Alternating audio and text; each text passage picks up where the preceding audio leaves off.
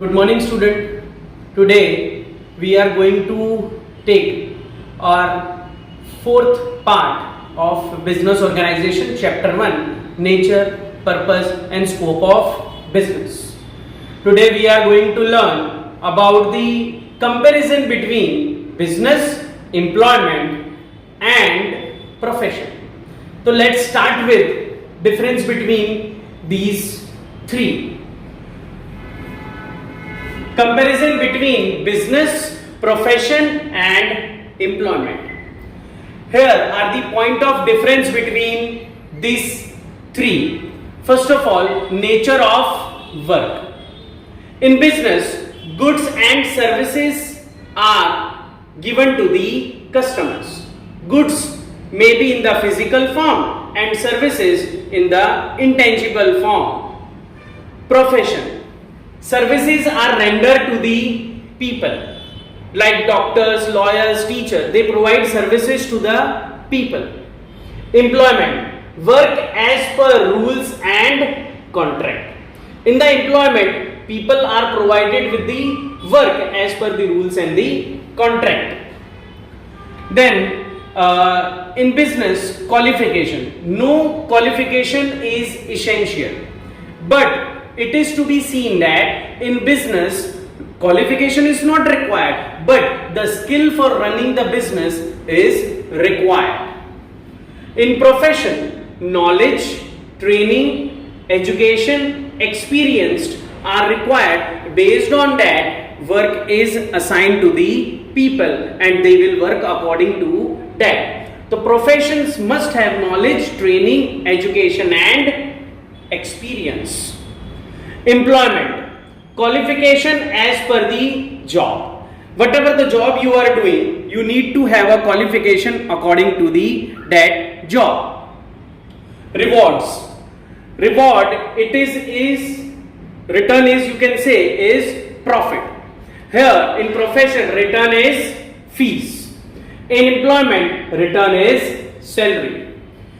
Here we get profit as a return, in profession fees as a return, and in employment salary as a return.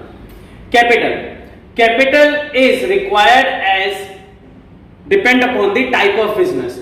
Bigger the size of business, more will be the capital. Capital means investment, or you can say money. Money is required as per the type of business. Bigger the business, more the money. Smaller the business, less will be the capital, or you can say money.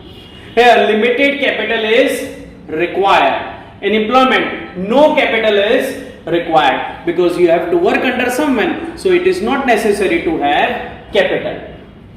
Then risk. Uncertainty of profit and risk of loss is seen in the business. So in business we see uncertainty of profit because it is not fixed how much profit is going to be earned in the business, and moreover there is a risk of loss. In the business there is a chances of loss.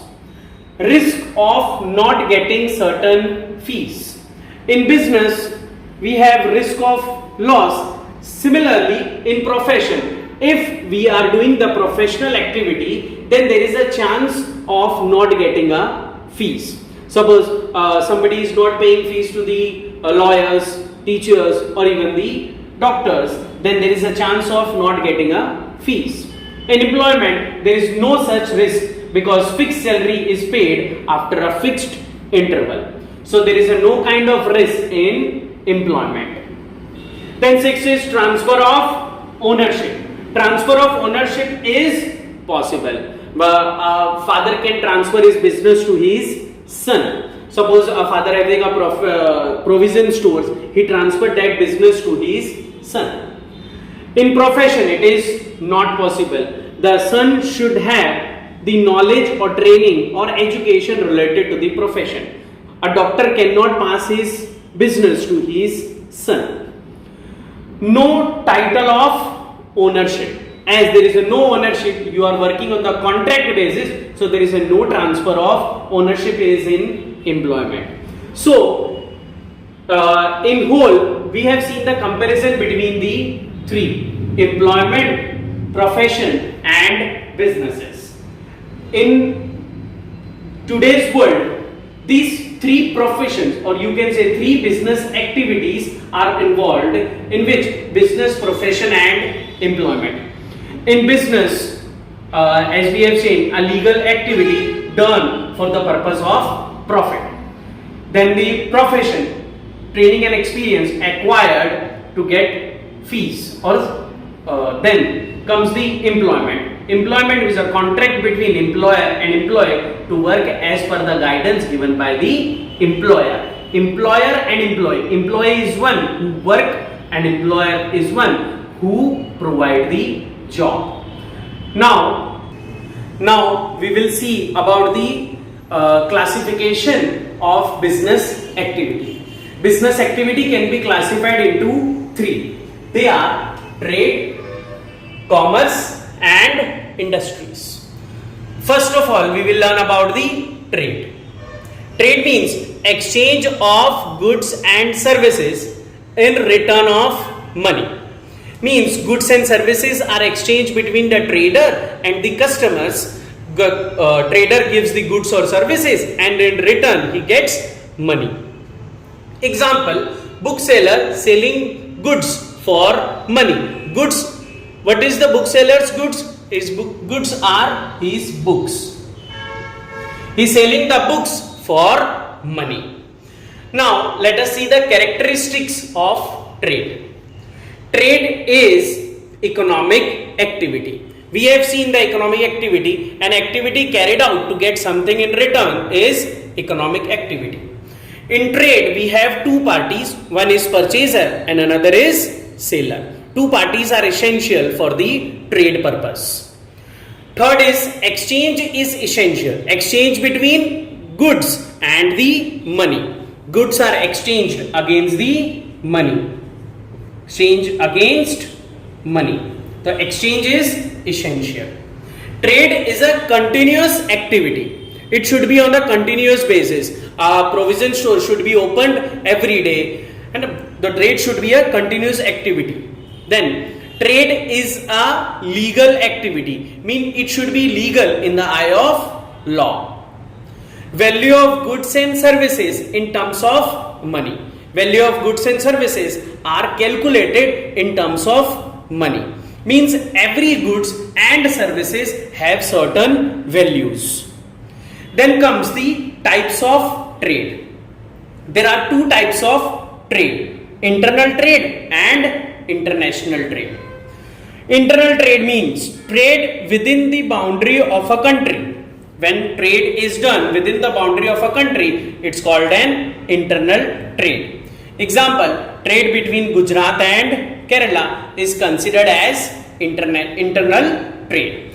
Now, internal trade has two types: wholesale and retail trade. Wholesale trade and retail trade. Wholesale trade. First of all, meaning of wholesale trade. When goods are purchased in bulk and sales in bulk, that is called wholesale trade. Retail trade. When goods are purchased in small quantity and sale in further small quantity. So students, remember these two, wholesale trade and retail trade. Again I am repeating, in wholesale trade, goods are purchased in bulk and sales in bulk, and in retail trade, goods are purchased in small quantity and sale in further small quantity. Then comes the international trade. Trade beyond the boundary of a country. Trade which take place beyond the boundary of a country are considered as international trade. Example, trade between India and USA. Now, international trade has three types.